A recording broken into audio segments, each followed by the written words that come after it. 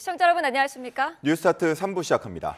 국민의힘 대선 경선 후보 1차 컷오프 3강 구도 속에 남은 한 자리를 놓고 나경원, 안철수 후보 간의 경쟁이 관전 포인트로 떠올랐습니다. 최근 두 후보가 한동훈 후보를 향한 공세 수위를 높이는 모양새인데 1차 경선 통과를 위한 정치적 계산이 깔려 있다는 분석도 나옵니다. 박광열 기자가 보도합니다. 국민의힘 대선 경선 후보 8명이 처음 한자리에 모인 미디어데이. 신경전도 점쳐졌지만 예상 밖 화기애애한 분위기로 마무리됐습니다. 날선 장외 공방을 주고받으면서 앙숙관계로 꼽혀온 홍준표, 한동훈 후보도 마찬가지였습니다. 두 자리 괜찮으신가요? 아, 같이요? 네. 나는 한 후보를 갖다가 이야기해 본 거는 처음이에요. 생각보다 좀 괜찮은 사람이다. 후보를 4명으로 추릴 1차 컷오프를 사흘 앞두고 홍준표, 한동훈, 김문수가 3강, 나경원, 안철수는 2중 구도라는 분석이 지배적입니다. 실제 최근 국민의힘 대선 후보 적합도 여론조사를 보면 홍준표 12%, 한동훈 10%, 그 뒤를 김문수, 안철수, 나경원 후보가 이었습니다. 국민의힘 지지 응답자로 한정하면 홍준표, 김문수 각각 23%에 한동훈 19%, 나경원 6%, 안철수 후보 4% 순이었습니다. 4강 가운데 남은 한 자리를 사이에 둔 쟁탈전. 공교롭게 나경원, 안철수 두 후보가 모두 한동훈 때리기 수위를 더 끌어올리는 분위기입니다. 나 후보는 한 후보가 탄핵을 선동했다며 여당 대표였음에도 윤 전 대통령과 대립하고 탄핵소추 과정에서 찬성 입장을 낸 점을 겨냥했고, 탄핵은 하지 말아야 된다는 이야기를 누차 했음에도 불구하고 결국은 오늘의 조기 대선을 만드셨는데 대선 후보로 나오시는 것은 적절하지 않다. 안 후보는 민주당 이재명 예비 후보에게 제일 손쉬운 상대가 한동훈 후보라고 목소리를 높였습니다. 법무장관도 하고 비대위원장 또한 최대의 시해를 입은 사람 아닙니까? 지난 총선에서 사상 최대, 역대 최악의 패배를 했습니다. 나 후보는 탄핵 정국에서 탄핵 반대 입장을 분명히 하며 전통 보수와 핵심 지지층의 눈도장을 찍은 바 있습니다. 여기에 안 후보는 8명의 주자 가운데 한 후보와 함께 소수 찬탄파로 꼽힙니다. 각각 핵심 지지층, 중도 무당층을 공략해 빅4 안에 들기 위한 포석이란 관측이 나오는 이유입니다. 이에 한동훈 후보는 경선이 아닌 본선 승리를 위한 화합과 통합을 강조하면서도 지나친 공세엔 대응하겠다며 토론의 한판 승부를 예고했습니다. 12월 3일 날 10시 반에 제 입장이었으면 계엄을 막을 겁니까? 아니면 우리 대통령이 낸 것이니까 그냥 옆에서 대통령의 계엄을 지원할 겁니까? 우리 지지자들께서 굉장히 고통받고 힘드셨던 것에 대해서는 안타깝게 생각합니다. 다가오는 4강 대진표가 2차 경선은 물론 결선 투표 여부까지 판가름할 핵심 변수란 전망도 적지 않습니다.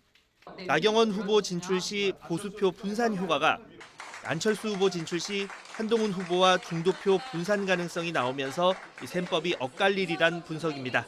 YTN 박광열입니다. 국민의힘이 당의 대선 후보를 정하기 위한 1차 경선 토론회를 엽니다. 토론회는 오늘부터 이틀간 2개 조로 나뉘어 진행되는 가운데 오늘은 A조 김문수, 안철수, 양양자, 유정복 경선 후보가 청년 미래를 주제로 토론을 펼칩니다. 내일은 B조인 나경원, 이철우, 한동훈, 홍준표 후보가 사회 통합을 주제로 각자의 경론을 벌일 예정입니다. 이재명 독주란 평가에도 더불어민주당 대선 경선에는 김경수, 김동연, 이른바 양김 후보가 도전장을 내밀었죠. 시계를 8년 전인 2017년으로 되돌려보면 당시 비슷한 대결에 나섰던 이재명 예비 후보처럼 정치적 체급을 키울 기회라는 분석도 나옵니다. 정인용 기자입니다. 지난 2017년 이재명 당시 성남시장은 박근혜 전 대통령 탄핵을 선제적으로 외치는 사이다 행보로 국민의 논도장을 찍었습니다. 문재인 당시 대선 후보의 대세론에도 불구하고 변방의 벼룩이 소를 잡겠다는 포부로 대권에 도전했습니다. 힘겨운 노동에 시달렸던 그 소년 노동자의 소망에 따라 대한민국 제19대 대통령 선거 출마를 비록 2위 안희정 당시 후보와 0.3%포인트 차이로 3위에 머물렀지만 이후 경기도지사에 당선됐고 지난 2021년 민주당 대선 후보로 발돋움했습니다. 이번 민주당 대선 경선에 김경수 전 경남지사와 김동연 경기지사가 참여 의사를 밝힌 것도 같은 맥락이란 해석도 나옵니다. 2위 싸움이 치열할 걸로 예상되는데 차차기 대선 주자 반열에 오를 여지가 적지 않다는 관측이 나오기 때문입니다. 두 후보의 경선 전략에도 눈길이 가는 이유인데 현재까지는 온도차가 엿보입니다. 김경수 전 지사는 개헌이나 경선 규칙 등에서 이재명 예비후보에 협조적으로 대응하며 크게 날을 세우진 않는 분위기가 읽힙니다. 불가피하게 조기 대선이라 보여줄 수밖에 없었지만 앞으로는 좀 미리 규칙을 확정하고 거기에 따라서 선수들도 미리미리 준비해서 공정하게. 반면 김동연 지사는 경선 규칙에 이어 이재명 표 정책에도 견제구를 날리며 뚜렷한 차별화 모드로 경선전을 치르고 있습니다. 기본소득을 하니 많이 이런 얘기도 있었지만 어떤 정책이든지 일관성과 예측 가능성을 갖지 않는 것이 정책에서 가장 안 좋은 겁니다. 김 지사는 경선 여론조사를 두고도 지난 총선 때 비명계에 불리한 여론조사를 주도했다는 의혹을 받았던 업체가 4곳 가운데 한 곳으로 포함되자 본선 승리는 멀어질 거라며 맹공을 퍼부었습니다. 김경수 전 지사는 친문계 적통을 강조하면서도 이재명 후보에 협조적인 반면 김동연 지사는 비이재명계 구심점을 자처하는 모양새입니다. 양김의 구도가 이른바 현명 대 비명인데 어느 쪽이 초반 승기를 잡을지 주목됩니다. YTN 정인용입니다. 더불어민주당은 충청에서 첫 권역 경선을 진행합니다. 이재명, 김경수, 김동연 경선 후보는 오늘 충북 청주체육관에서 진행되는 합동연설회에 참석한 뒤 지난 16일부터 진행된 지역 권리당원 온라인 ARS 투표와 대의원 온라인 투표 결과를 받게 됩니다. 민주당 대선 후보는 내일 영남권, 오는 26일 호남권 순회 경선을 거쳐 오는 27일 수도권 합동연설회에서 당원 투표 50%, 일반 국민 여론조사 50%로 결정될 예정입니다. 윤석열 전 대통령 파면으로 조기 대선이 확정되자 경찰도 후보자 경호 요원을 선발하는 등 본격 준비에 나섰습니다. 비상계엄 사태를 거치며 폭력 사태와 정치인들을 대상으로 한 협박이 잇따른 점을 고려해 지난 대선 때보다 경호 인력을 늘리기로 했습니다. 이현정 기자가 보도합니다. 오는 6월 3일 조기 대통령 선거를 앞두고 경찰도 안정적인 대선 관리 체제에 돌입했습니다. 먼저 후보자 경호 요원을 선발했는데 지난 대선 당시 150명보다 많은 인력을 투입하기로 했습니다. 탄핵 국면을 거치며 서부지법 폭동과 같은 극단적 사태가 벌어지고 정치인 등을 상대로 한 협박이 잇따르자 경호를 한층 강화하기로 한 겁니다. 실제 지난 1월부터 최근까지 경찰이 내사에 착수한 정치인과 법조인 등을 향한 살인 예고글은 235건으로 집계됐습니다. 석 달 만에 지난해 1년 동안 적발됐던 108건의 2배를 넘어섰습니다.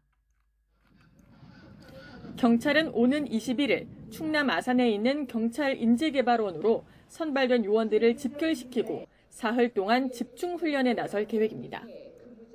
경찰청 관계자는 YTN과의 통화에서 임무 수행에 필요한 현장 대응력을 키우기 위해 시뮬레이션 등 다양한 기법을 활용한 경호 훈련이 이루어질 거라고 설명했습니다. 총이나 칼, 몽둥이, 이렇게 공격할 수 있는 가상 무기에 따른 대처 훈련을 할 거예요. 어떤 환경에서도 후보자의 안전을 위한 부분을 교육시키려고 할 겁니다.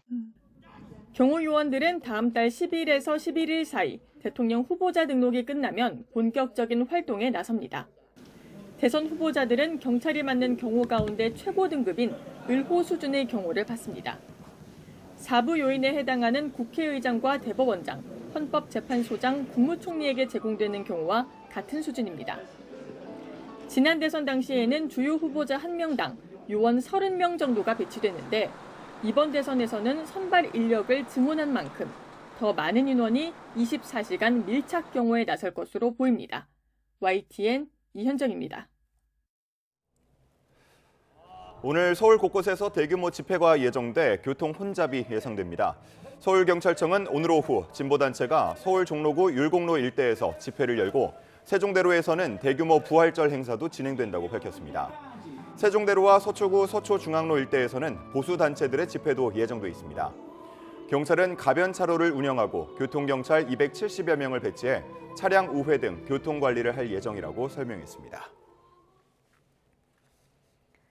네, 법원이 다음 주 월요일에 열리는 윤석열 전 대통령의 형사재판 2차 공판기일에도 지하주차장 비공개 출석을 허가했습니다. 지난 1차 공판 때처럼 윤 전 대통령은 포토라인에 서지 않게 됩니다. 권준수 기자가 보도합니다.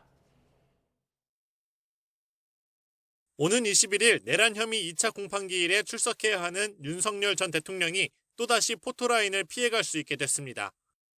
법원이 지하 주차장을 통해 법정에 들어가는 걸 재차 허용했기 때문입니다. 앞서 지난 월요일 1차 공판 당시에도 윤 전 대통령은 직원용 엘리베이터로 곧장 법정까지 가 외부 노출을 최소화했고 취재진 질문도 받지 않았습니다. 법원은 서부지법 사태 등으로 인한 청사 방호 필요성과 보안 인력 현황 등을 고려했다며 인근 집회 신고 상황과 사회적 관심도 등을 비춰보면 지하주차장 출입 조치를 유지하는 게 필요하다고 설명했습니다. 하지만 특혜 논란은 여전합니다. 과거 박근혜, 이명박 전 대통령은 모두 지상 출입구를 이용해 포토라인 구역을 지나쳤기 때문입니다.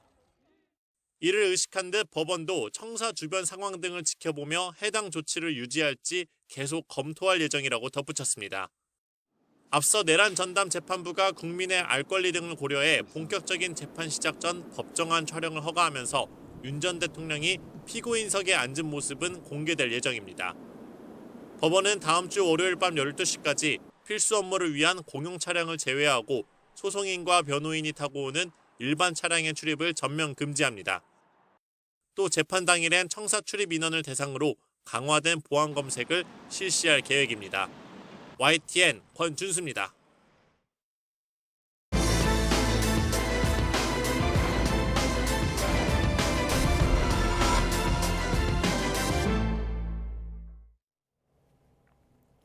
네, 윤석열 전 대통령 탄핵 심판과 계엄 사태 수사가 남긴 과제를 짚어보는 기획보도입니다. 이번에는 헌재 재판관 사이 이견이 드러났던 수사기관 피의자 신문조서에 대한 증거 능력 문제를 살펴봅니다.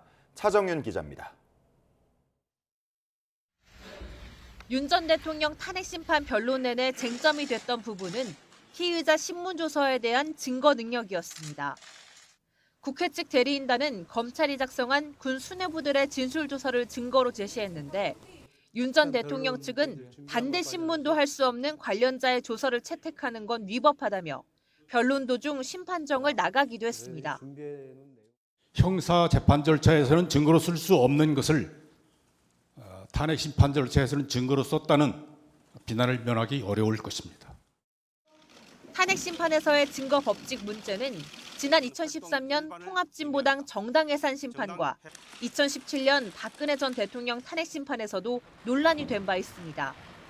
당시 재판관 판단에 따라 형사소송법상 전문 법칙을 완화해 적용했는데 헌재는 이번에도 선례를 따르겠다는 입장을 밝혔습니다. 탄핵 심판이 헌법재판이라는 사정을 고려해서 형사소송법상의 전문 법칙을 완화해서 적용해 왔습니다. 다만 결정문에 적힌 보충 의견에는 일부 재판관들의 온도차가 고스란히 담겼습니다. 이미선 김영두 재판관은 절차적 적법성이 담보됐다면 증거 능력을 인정할 수 있다고 봤지만 김복형 조한창 재판관은 피청구인의 방어권 보장을 고려할 때 보다 엄격하게 적용해야 한다는 의견을 냈습니다. 이번 탄핵 심판에서도 수사기관 자료의 증거 능력이 또다시 논란이 됐던 만큼 추후 혼란을 방지하기 위해 전문 증거 법칙을 헌재 심판규칙 개정 등으로 명확히 해야 한다는 지적이 나옵니다. YTN 차정은입니다. 신안 산선 공사 현장 붕괴 사고가 발생한 지 8일이 지났습니다. 현장은 여전히 통제 중이고 대피한 주민들은 집으로 돌아가지 못하고 있습니다. 최기성 기자가 보도합니다. 붕괴 사고가 발생한 신안산선 지하터널 공사 현장 진입로가 막혀 있습니다. 일부 안전 확보 작업만 이뤄지는 상황입니다. 중대재해처벌법에 따라 고용노동부 승인 전에는 복구를 시작할 수 없습니다. 추가 붕괴 우려와 가스 공급 중단으로 대피한 인근 주민 38명은 여전히 임시 숙소에 머물고 있습니다. 주민 불편을 덜기 위해 일직동 행정복지센터에는 국토교통부와 시공사 관계자가 상주하며 피해 접수와 보상 절차를 지원하고 있습니다.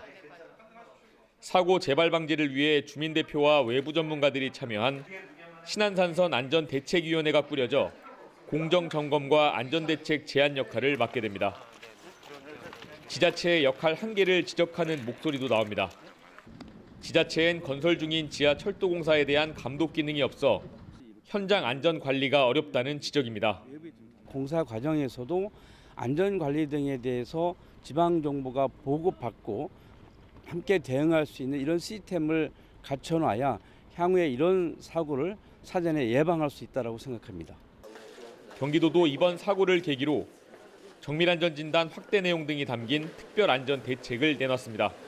도시들의 이 지하에 어떤 위험 요인이 있는지 제가 전면 검사하고 우리 시민과 도민 여러분들 안전에 문제가 없도록 최선의 노력을 다하겠다는 말씀을 드립니다.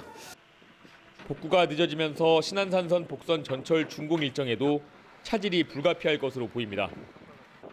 YTN 최기성입니다. 수도권 곳곳에서 땅 꺼짐 현상이 잇따르면서 시민들의 불안감도 커지고 있습니다. 작은 싱크홀에도 화들짝 놀랄 수밖에 없는데 정부와 관련 기관들이 좀 더 근본적인 대책 마련에 나서야 한다는 지적입니다. 표정우 기자입니다. 주변 도로가 완전히 무너졌다는 속보가 갑자기 큰 소리가. 지난달 서울 강동구에서 대형 땅 꺼짐이 발생한 뒤 한 달도 안 돼 이번에는 신안산선 광명 구간 공사 현장이 무너져 내렸습니다. 2명이 매몰됐고 결국 1명은 싸늘한 죽음으로 발견되면서 시민들의 불안은 커지고 있습니다. 진짜 내 일이나 내 가족의 일이 될 수도 있겠다. 출퇴근하면서 이제 버스도 많이 타고 다니는데 그런 일이 생기면은 솔직히 상상도 안 됩니다. 내가 딛고 선 땅이 또 언제 꺼질지 모른다는 걱정에 관련 신고도 빗발칩니다. 지난 16일 오후 서울 신사동 압구정역 인근 도로에선 10cm 정도 땅이 꺼졌다는 신고가, 같은 날 오후 성북구 돌고 지역에선 미세하게 도로 표면이 내려앉아 잠시 도로가 통제되기도 했습니다. 대형 땅 꺼짐이 잇따르면서 작은 사고에도 놀란 가슴을 쓸어내려야 하는 경우가 잦아진 겁니다. 아무래도 그런 소식을 자주 접하니까 불안하기도 하고 왜 이렇게 이런 일이 생길까 하는 궁금증도 갖고. 특히 서울에만 50년 이상 노후화된 하수관로 비율이 30%가 넘는 것으로 조사돼 땅 꺼짐 사고가 언제든 다시 발생할 것이란 우려도 높습니다. 정부와 지자체가 노후 하수관을 교체하고 기표 투과 레이더 탐사를 확대하는 등 사고를 예방하는 조치를 이어가겠다고 밝힌 가운데 적극적인 정보 공개 필요성도 제기됩니다. 기존의 땅 꺼짐이 많이 발생했던 위치에서 또 발생을 해요. 그래서 기존의 땅 꺼짐이 발생했던 위치 현재 제공해 줘야 되는 거고, 그 지하가 공사가 이루어지고 있는 내용도 전부 다 오픈을 해야 되고. 사고가 난 뒤 명확한 원인 조사는 물론 부실 시공에 대한 철저한 관리 감독, 처벌이 이뤄져야 한다는 게 전문가들의 공통된 견해입니다. YTN 표정우입니다. 서울 강남 한복판에서 초등학생 유괴 시도가 의심된다는 신고가 잇따라 학부모들이 불안에 떨었습니다. 경찰은 조사 결과 현재까지 범죄 혐의는 없는 것으로 파악됐다고 밝혔는데 학생들 안전을 위해 등하굣길 순찰을 강화하겠다고 말했습니다. 김희영 기자가 보도합니다. 서울 역삼동에 있는 한 초등학교 앞입니다. 아이들 하교를 앞두고 평소보다 일찍 더 많은 학부모들이 학교를 찾았습니다. 순찰을 도는 경찰관도 보입니다.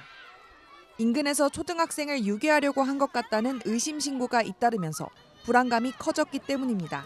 향후에 또 그럴 수도 있으니까 학생들한테 일단 그런 거에서 대비시키고 잘 교육시키고 철저하게.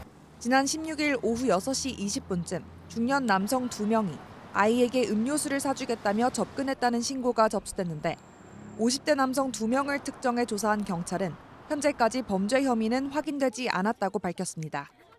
경찰은 남성 중 1명이 도로가에서 뛰어다니는 학생이 위험해 보여 나오라고 한 뒤 땀을 흘려 음료수 사줄까라고 물어본 것으로 조사됐다고 말했습니다. 또 CCTV 영상에서 신체 접촉 등 범죄 의심 행위가 확인되지 않았고 주거 등을 고려할 때 범죄 혐의점은 없다고 판단해 귀가 조치했다고 설명했습니다.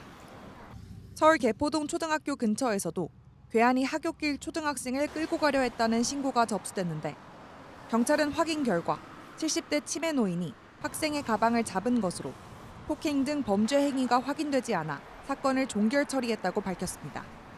앞서 학교 인근에서 유괴 시도가 의심되는 일이 있었다는 소식을 들은 학부모들은 불안에 떨어야 했습니다.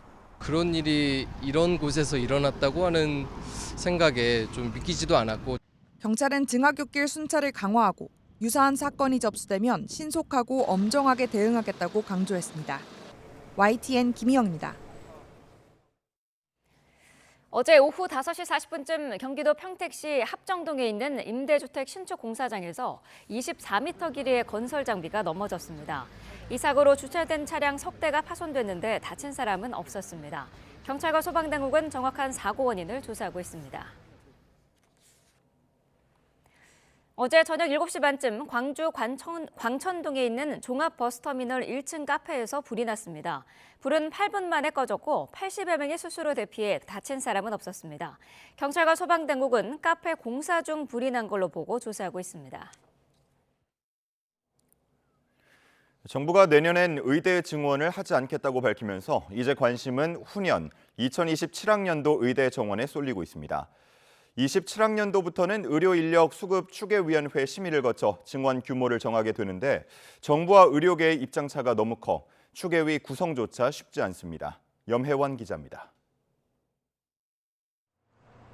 정부가 해마다 2,000명씩 늘리겠다던 의대 정원은 결국 올 한 해 1,509명을 늘리는 수준에 그쳤습니다. 내년엔 증원 방침을 철회하면서 이제 후년 2027학년도 의대 정원에 관심이 집중되고 있습니다. 지난 2일 국회에서 관련법이 통과되면서 앞으로 의대 모집 정원은 의료인력 수급추계위원회에서 심의해 결정하게 됩니다. 2026학년도 모집 인원은 조정되었지만 2027학년도 이후 입학 정원은 보건의료기본법 개정에 따라 수급추계위원회를 중심으로 산정해 나갈 것입니다. 추계위는 보건복지부 장관 직속의 독립심의기구인데 위원장 1명을 포함해 15명 이내의 전문가로 꾸려집니다.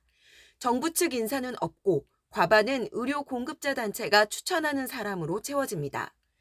입시 안정성 등을 고려하면 조속히 논의를 시작해야 하지만 현실은 구성부터가 진통입니다. 추계위 심의 뒤 복지부 장관이 위원장인 보건의료정책심의위원회에서 최종 결정하게 되는데 의료계는 결국 정부 뜻대로 결정하겠다는 거라고 반발하고 있습니다. 마지막에 결정하는 과정에서 결국은 정부가 본인들의 입맛에 맞게 결정할 수 있는 구조를 가지고 있다. 추계위에서 아무리 논의를 해서 결론을 내렸다 하더라도 이걸 따르기 위한 여러 가지 안전장치가 없다. 저희가 그렇게 보고 있거든요. 의료계가 추계위에 참여하더라도 증원 백지화 요구는 계속될 거로 보입니다. 의료계에선 올해 이미 1,500여 명을 더 뽑았기 때문에 향후 정원을 오히려 줄여야 한다는 주장도 나옵니다. 결국 정부와 의료계가 의대 증원에 대한 의견차를 좁히지 못한다면 그야말로 백약이 무효한 상황입니다. YTN 염혜원입니다. 이주호 사회부총리 겸 교육부 장관이 의정 갈등 사태 이후 처음으로 의대생과 만나기로 했습니다.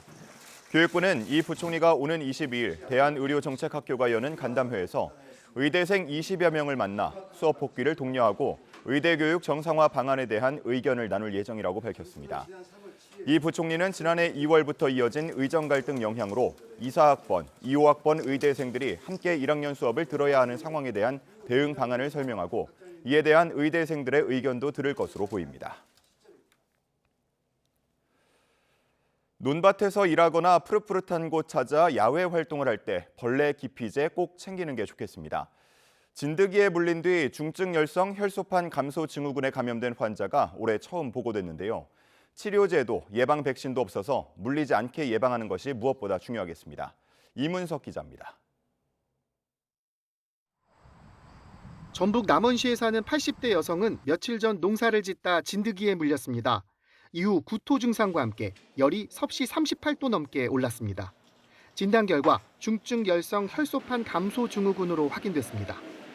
이 질병은 의료기관 방문이 늦어 증상이 악화하면 혈소판과 백혈구가 감소해 사망에 이를 수 있습니다.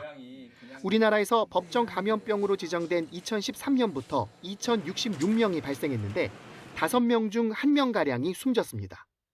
발생 환자들 감염 경로를 추적해봤더니 골프나 낚시 등 여가 활동 요인보단 논밭 노동이나 제초 작업처럼 일하다 물린 경우가 대부분이었습니다. 아직 치료제와 백신이 없어서 진드기에 안 물리도록 예방이 중요합니다. 농작업 시에 기녹과 모자, 토시 등으로 피부 노출 부위를 최소화하고 옷 위에 벌레 기피제를 뿌리면 도움이 됩니다. 야외 활동복은 집에 와서 바로 세탁하고 샤워할 때 몸에 진드기가 붙어 있는지 확인할 필요가 있습니다. 만약 피부에 붙어 있는 진드기를 발견한다면 직접 떼려고 하지 말고 의료기관에 가서 제거하는 게 안전합니다. 흡혈하고 있는 진드기의 주둥이 부분까지 완전히 제거하는 것은 좀 어려울 수 있고 경우에 따라서는 2차 감염 우려도 있습니다. 방역당국은 진드기에 물린다고 다 감염되진 않지만 2주 안에 고열과 구토, 설사 증세가 있으면 바로 병원에 가라고 당부했습니다. YTN 이문석입니다. 국회 과학기술정보방송통신위원회는 전체 회의를 열어 MBC 프리랜서 기상캐스터 고 오요안나 씨의 직장 내 괴롭힘 피해 의혹을 놓고 현안 질의를 진행했습니다. 국민의힘 김장겸 의원은 경영본부장을 제외한 기상팀장, 보도국장 등 MBC 관계자들이 대거 불참했다면서 진상규명의 길은 사실상 어려워진 것 아닌가 생각한다고 지적했습니다. 더불어민주당 정동영 의원은 사건 재발을 막기 위해서는 방송통신위원회가 지상파 방송사 제어가 심사 때 비정규직 처우 개선 조건을 넣어야 한다고 요구했습니다. 미 에너지부가 우리나라를 민감국가 명단에 포함하는 효력이 결국 지난 15일부터 발생됐습니다. 한미 두 나라는 양국 협력에는 차질이 없을 것이라며 철통 같은 한미 동맹을 강조하고 있는데 곳곳에서 이상 징후가 이어지며 우려를 낳고 있습니다. 홍선기 기자가 보도합니다. 한미 간 조속한 해결을 약속했던 미 에너지부 민감국가 명단에는 결국 우리나라가 포함됐습니다. 정부는 미국과의 협의에 시간이 더 필요하다는 입장이지만 이미 한미 동맹은 상처를 입었습니다. 무슨 대처를 했던 것인지 정말 이 한미 동맹의 역사에서 다시 있을 수 없는 외교 참사가 아닐 수 없습니다.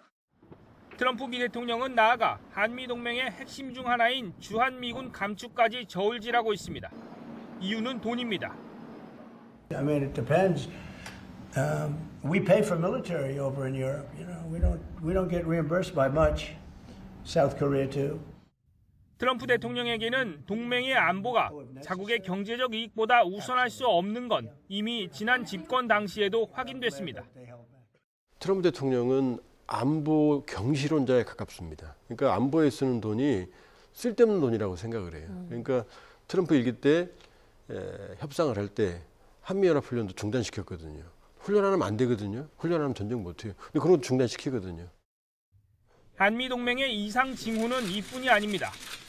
미국 국방장관은 취임 후 첫 동북아 방문에서 한국은 제외했고 국가정보국장 역시 한국은 건너뛰었습니다. 이달 들어 미 국무부의 동아태국 고위 관료까지 한국을 방문국에서 제외하자 패싱 우려는 더 커지는 모습입니다. 아무리 탄핵 상황이라고는 하지만 트럼프 취임 후 첫 정상 간 통화가 2달도 넘어 이뤄진 것도 우려되는 상황. 게다가 최근 미 국무부가 부산 영사관 폐쇄를 검토한다는 소식까지 전해지면서 한미 관계가 여전히 철통 같다고 할 수 있는지에 대한 의문은 점점 커지는 모습입니다. YTN 홍성기입니다. 미 하원 외교위 의원단이 방한한 가운데 YTN이 미 하원 동아태 소위 민주당 간사인 아미 베라 의원과 인터뷰를 진행했습니다. 베라 의원은 트럼프 행정부에서도 북핵 확장 억제 기조는 이어질 거라고 강조했고 우리나라 대선 뒤에는 대북 정책 청문회도 계획하고 있다고 밝혔습니다. 박희재 기자가 보도합니다. 미국 하원 동아시아 태평양 소위원회 민주당 간사이자 미 의회 내 대표적인 친한파로 분류되는 아미 베라 의원이 YTN과 인터뷰를 진행했습니다. 베라 의원은 이번 방안의 주요 목적으로 북핵 확장 억제 의지를 담은 한미 워싱턴 선언을 강조하기 위함이라고 말했습니다. 트럼프 행정부에서도 초당적으로 북한 비핵화 기조를 유지해 나가겠다는 겁니다. I think our commitments to the Washington Declaration, the nuclear deterrence, have to remain ironclad. And the purpose for the bipartisan delegation, Democrats and Republicans from Congress coming here, is certainly to reassure the people of Korea that our commitment's strong to the peninsula. 트럼프 대통령이 최근까지 북한을 핵 무력 국가로 지칭한 점에 대한 질의엔 핵보유국으로 인정하는 건 위험하다고 지적했습니다. 한미가 추구해야 할 목표는 여전히 한반도 비핵화고 미국에서도 어느 당에서 집권하건 그런 전례는 변하지 않았다는 겁니다. I think our goal still should be a nuclear-free peninsula, right? And I don't think our policy, which has historically been our policy under Democratic or Republican administrations, and was under the first Trump administration, to get to nuclear disarmament. 트럼프 대통령이 안보와 통상 분야를 함께 협상하려는 시도에 대해서 베라 의원은 미 정부가 분리해 대응하길 희망한다고 말했습니다. 특히 주한미군을 유지하는 건 미국에도 중요한 만큼 일정 규모 이상을 유지하기 위해 의회 승인을 받아야 한다고 말하겠다고도 강조했습니다. The first Trump term, where there was discussion about potentially reducing the troops that were here, Congress stepped up in a bipartisan way, Democrats and Republicans, to say, no, you can't reduce troops below a certain level. You need congressional authority. 계엄 직후 비판 성명을 내기도 했던 베라 의원은 이후 탄핵까지 과정을 지켜보면서 한국의 민주주의를 신뢰할 수 있었다고 평가했습니다. 그러면서 대선이 끝나고 나면 미 하원 차원에서 별도 청문회를 열어 트럼프 행정부의 대북 정책에 대해서도 따져 묻겠다고 강조했습니다. YTN 박희재입니다. 미국이 중동의 친이란 세력인 예멘 후티 반군을 겨냥해 대규모 공습을 가해 240명 넘게 숨지거나 다쳤습니다. 후티는 미 항공모함 2척에 대해 보복 공격에 나섰다고 주장했고 미국은 후티가 중국 업체의 도움을 받고 있다며 경고를 보냈습니다. 런던 조수연 특파원입니다. 구조대가 쉴 새 없이 부상자를 실어 나릅니다. 미군이 예멘 후티 반군에 연료를 공급하는 항만을 집중 공격하면서 인명피해가 속출했습니다. 후티 측은 70명 넘게 사망했다고 주장했는데 트럼프 대통령 취임 이후 미군 공습 가운데 가장 큰 인명피해입니다.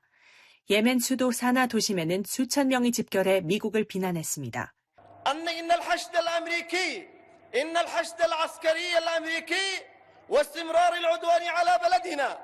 후티 반군은 곧바로 중동에서 작전 중인 미 해군 항공모함 2척을 상대로 보복 공격에 나섰습니다. 홍해와 아라비아해에서 트루먼호와 칼빈슨호를 동시에 겨냥해 반격했다며 칼빈슨호를 노린 것은 처음이라고 주장했습니다.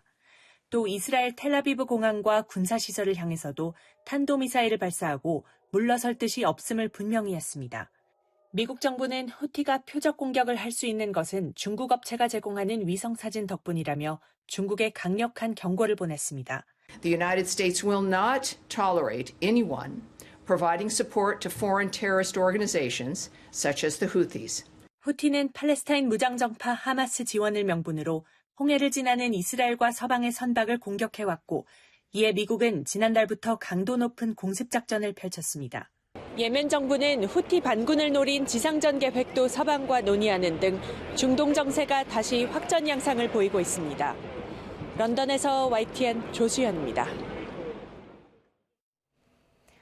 트럼프 미국 대통령의 관세로 미국 자동차 시장 판도에 변화의 조짐이 일고 있습니다. 가격 인상을 앞둔 자동차 제조사들은 미국 소비자들의 마음을 사로잡기 위한 경쟁에 사활을 걸고 있습니다. 뉴욕에서 이승윤 특파원입니다. 태극기와 한글로 디자인한 주황색 경주용 차가 뉴욕 전시장에 등장했습니다. 최장 24시간 이상 진행되는 내구 레이스에 내년부터 출전할 제네시스의 레이싱 차량 실물 모델이 공개됐습니다.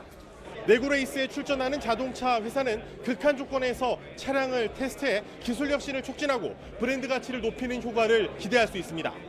미국 10대 스포츠인 자동차 경주에서 소비자의 눈도장을 확실하게 받겠다는 계획입니다.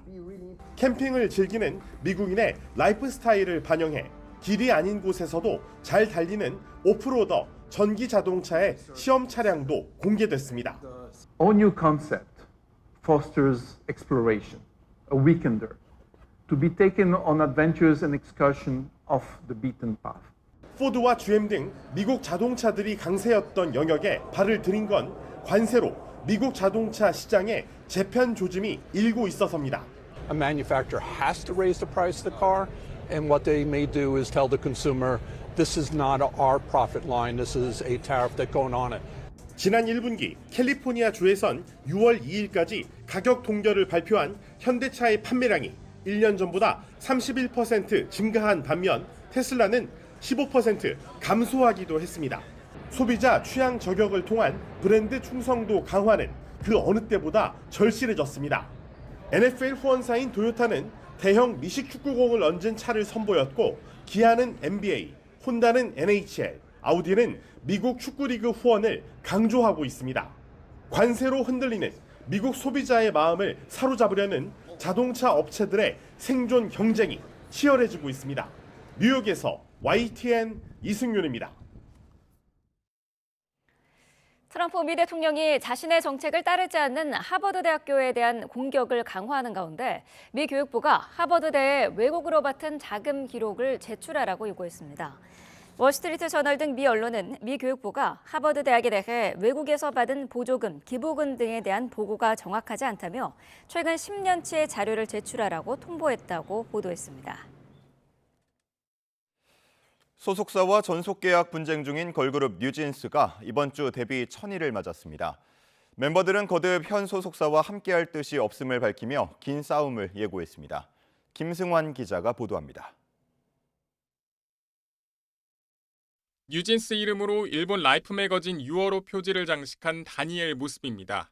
소속사는 촬영 중 다니엘의 모든 행동이 매력적이었다는 매거진 설명을 전했습니다. 멤버들이 현 소속사 어두어와 함께할 수 없다고 선을 그었지만 소속사의 홍보는 계속되는 불편한 동거가 이어지는 겁니다. 이런 가운데 멤버들은 독자 활동을 막은 법원 결정에 대한 이의 신청이 받아들여지지 않자 다시 불복해 즉시 항고했습니다. 멤버 측은 사실관계가 명확히 밝혀질 수 있도록 최선을 다하겠다며 기존 입장을 그대로 유지했습니다. 신뢰관계가 다 깨져버린 어두워에서 전속계약을 유지해야 한다는 주장은 정말 저희로서 정말 받아들일 수 없습니다. 멤버들은 뉴진스가 아닌 멤버 이름 앞글자를 딴 SNS 계정으로 팬들과 소통을 하고 있습니다. 데뷔 1000일을 맞아 팬덤 버니즈에 감사함을 표하며 나중에 더 좋은 추억을 채우자는 희망을 드러냈습니다.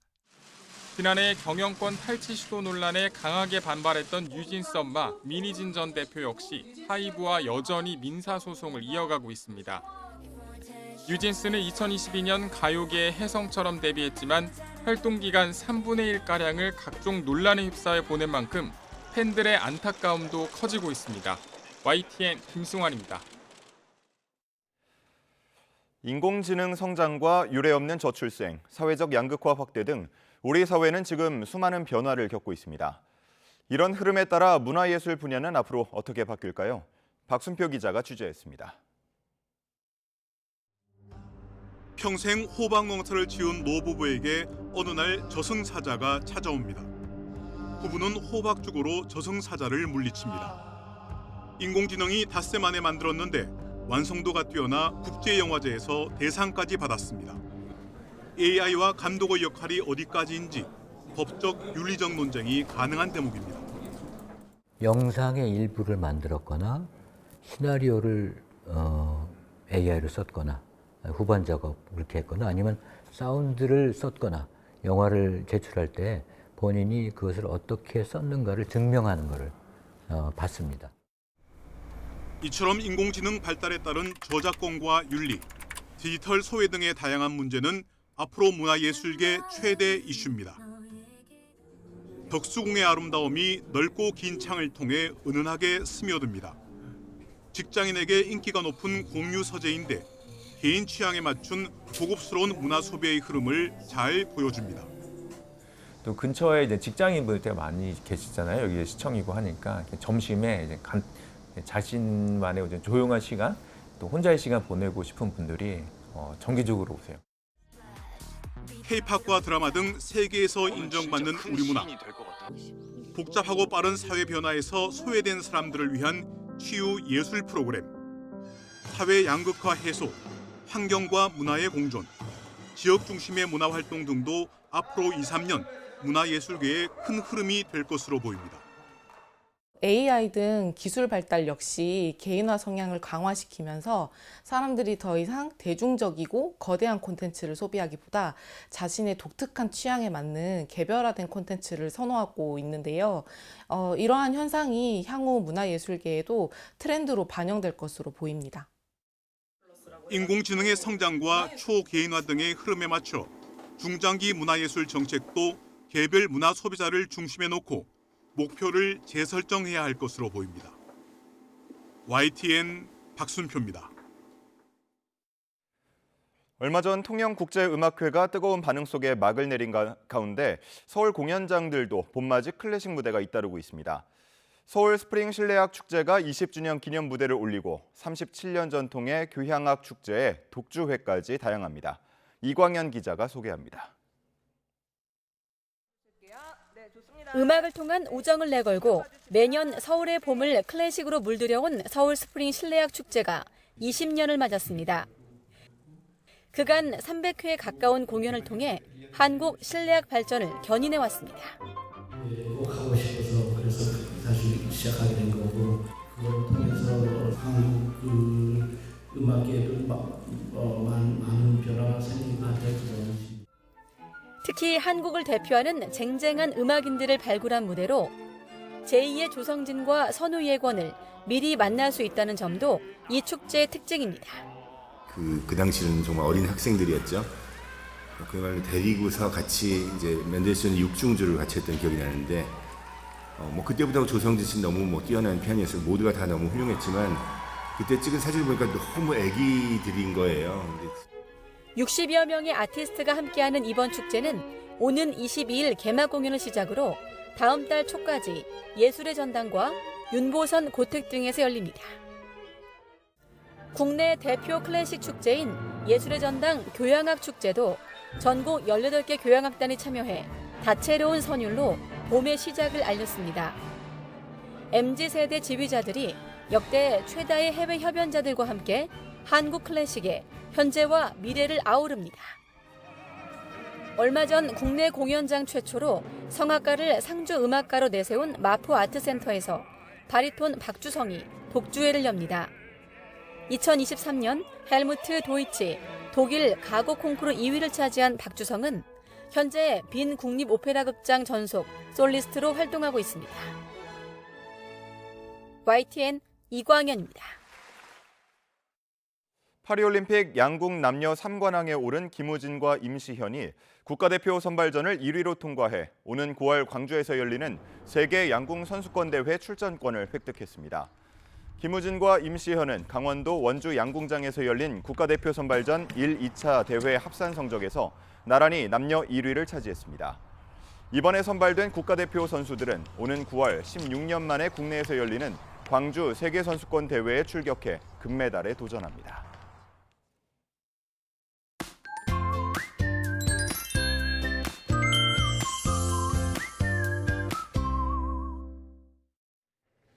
현재 수도권과 강원 북부에는 약하게 빗방울이 떨어지고 있습니다. 점차 그 밖의 지방으로 확대를 하겠는데요. 비의 양은 경기와 강원도에 5에서 30mm, 그 밖에 대부분 지방에서도 5에서 40mm로 많지는 않겠습니다. 다만 오전까지 황사비가 섞여서 내릴 수 있다는 점 참고해 주시기 바랍니다. 오늘 오전까지 서해안과 남해안을 중심으로는 안개가 짙게 끼겠고 수도권은 오전까지 공기가 탁하다가 오후부터 농도가 약해질 것으로 보입니다. 현재 기온 살펴보겠습니다. 현재 서울이 16도, 청주가 19.6도, 안동이 16.2도로 선선하고요. 낮 기온은 서울이 17도, 청주 23도, 대구 26도, 창원은 21도로 예상되고 있습니다. 다음 주 화요일에는 또다시 전국적으로 비 예보가 들어 있습니다. 날씨였습니다. 주말 뉴스타트 마칩니다. 함께해 주신 여러분 고맙습니다.